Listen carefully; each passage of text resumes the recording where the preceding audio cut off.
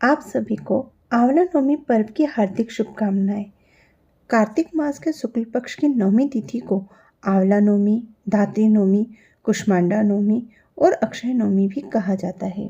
आंवला नवमी का व्रत माता लक्ष्मी और भगवान विष्णु की प्रसन्नता के लिए किया जाता है। पौराणिक मान्यताओं के अनुसार सबसे पहले माता लक्ष्मी ने आंवले के वृक्ष का पूजन किया था। जिस दिन माता लक्ष्मी ने आंवले के वृक्ष का पूजन किया था वह दिन कार्तिक मास के शुक्ल पक्ष की नवमी तिथि यानी कि आंवला नवमी का दिन था। पौराणिक मान्यताओं के अनुसार कहा जाता है कि एक बार माता लक्ष्मी भ्रमण करने की इच्छा से पृथ्वी पर आई और यहाँ आकर उन्हें इच्छा हुई कि भगवान विष्णु और महादेव का एक साथ पूजन किया जाए। परंतु अब समस्या ये उत्पन्न हो गई कि पूजन किया जाए तो एक साथ कैसे किया जाए, क्योंकि ऐसा कर पाना तो असंभव था।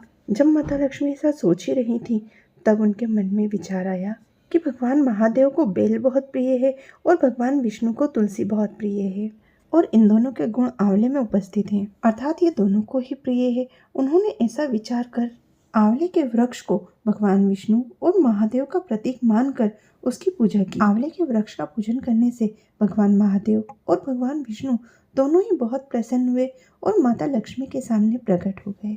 माता लक्ष्मी ने अपने हाथों से बनाकर उन्हें वहीं आंवले के वृक्ष के नीचे भोजन कराया और स्वयं भी किया। मान्यता है कि तभी से आंवले के वृक्ष का पूजन और उसके आसपास बैठकर भोजन करने की प्रथा प्रारंभ हो गई थी। आंवला नवमी के दिन आंवले के वृक्ष का पूजन करने से, उसके पास में बैठकर भोजन करने से घर के सभी सदस्य निरोगी रहते हैं, स्वस्थ रहते हैं, सौभाग्य में वृद्धि होती है, साथ ही सभी मनोकामनाएं पूर्ण होती हैं और घर में धन संपदा में भी वृद्धि होती है। माता लक्ष्मी और भगवान विष्णु का आशीर्वाद पाने के लिए इस दिन आंवले के वृक्ष का पूजन जरूर करना चाहिए और इस दिन सुननी जाने वाली कथाओं को जरूर सुनना चाहिए। आइए हम आंवला नवमी पर सुनी जाने वाली प्रचलित और पौराणिक कथा का श्रवण करते हैं। कहा जाता है कि आंवला नवमी की कथा का पुण्य हमें जब भी प्राप्त होता है जब हम इसके साथ गणेश जी की कथा भी सुने। और भगवान गणेश जी की कथा के अनुसार पुराने समय की बात है, एक नगर में एक ब्राह्मण बालक रहा करता था। वो भगवान श्री गणेश का परम भक्त था। इसी कारण उनसे मिलने की इच्छा लेकर वह घर से निकल पड़ा। उसने अपने घर वालों से हठपूर्वक कहा कि अब मैं भगवान श्री गणेश के दर्शन कर कर ही घर लौटूंगा। इस तरह वो चलते चलते एक घने जंगल में पहुंच गया। उस घने जंगल में पहुंचकर भी वह बिना डरे बिना रुके भगवान श्री गणेश से मन में मिलने की इच्छा लिए वह आगे बढ़ता रहा। उस बालक की भक्ति देखकर भगवान श्री गणेश उस पर प्रसन्न हो गए और एक ब्राह्मण का वेश बनाकर उसके सामने प्रकट हो गए। ब्राह्मण का वेश बनाए भगवान गणेश ने उस बालक से पूछा, अरे बालक, तू इस घने वन में क्या कर रहा है, किसे ढूंढ रहा है? तब उस बालक ने कहा, मुझे गणेश जी से मिलना है और मैं उन्हें ही ढूंढ रहा हूँ। तब ब्राह्मण वेशधारी भगवान श्री गणेश ने कहा, मांगो, क्या मांगना है? मैं ही हूँ गौरीपुत्र गणेश, परंतु जो भी मांगना है एक ही बार में मांगना। तब बालक ने भगवान को देखकर साष्टांग प्रणाम किया। फिर बालक ने कहा, पिता की आमदनी से रखे हाथी की सवारी करूं, मुट्ठी से परोसे दाल चावल, खेत खलियान, जरी के कपड़े, हीरे मोती के गहने और सुंदर संस्कारवान पत्नी। गणेश जी समझ गए कि ये बालक बहुत चालाक है, परंतु वह उस पर बहुत प्रसन्न थे, इसलिए उसका मांगा हुआ उसे सब कुछ दे दिया। इस प्रकार आंवला नवमी के दिन आंवला नवमी और भगवान श्री गणेश की जो भी कथा सुनता है, भगवान उसकी सभी मनोकामनाएं पूर्ण करते हैं और उसके यहाँ सुख संपदा की कभी भी कमी नहीं होती। आइए अब हम सुनते हैं आंवला नवमी की कथा। एक नगर में एक सेठ जी और एक सेठानी जी अपने 5 बहू और 5 बेटों के साथ रहा करते थे। सेठ जी और सेठानी जी बहुत धार्मिक प्रवृत्ति के थे। माता लक्ष्मी की उन पर असीम कृपा थी। उनके पास बहुत धन संपत्ति थी, सोने, चांदी, हीरे जवाहरात आदि थे। उनके पास इतना धन था कि उसे संभालने के लिए उन्होंने नौकर चाकर रख रखे थे। वो तराजुओं में तोलकर उस धन संपदा को संभाल कर रखते थे।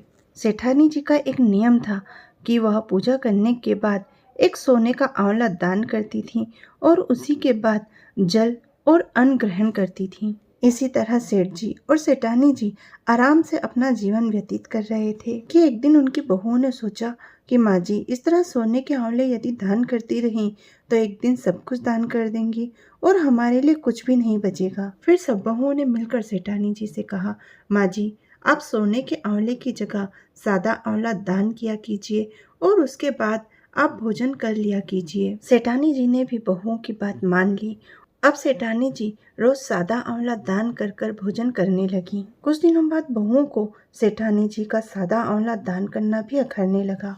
अब सब बहुएं सेठानी जी को सादा आंवला दान करने से भी रोकने टोकने लगी।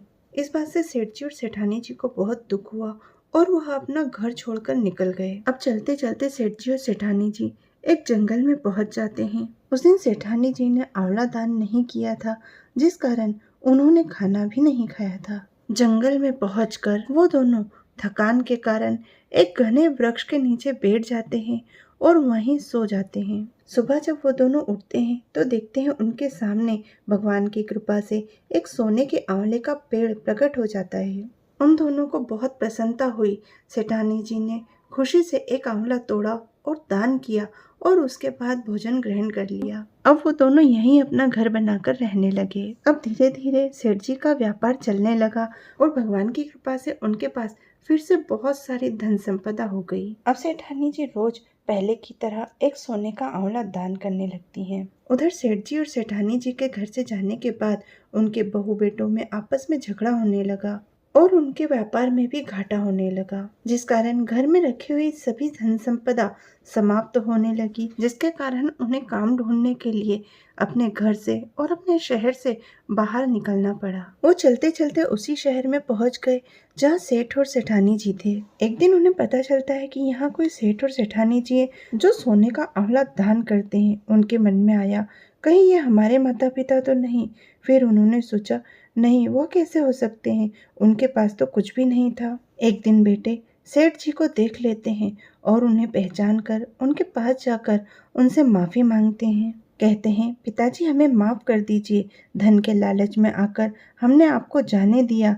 उस घर में जो भी था सब आपके पुण्य और प्रताप के कारण था, आपके किए गए दान पुण्य के कारण था। सेठ जी सेठानी जी बड़े दयालु थे, उन्होंने अपने बच्चों को माफ़ कर दिया और फिर सब साथ में खुशी खुशी रहने लगे। जिस तरह भगवान ने सेठ सेठानी के दिन फेरे, उसी तरह भगवान विष्णु और माता लक्ष्मी सब पर प्रसन्न रहें। कथा सुनने वाले सुनाने वाले सभी की समस्त मनोकामनाएं पूर्ण करें। जय माता दी।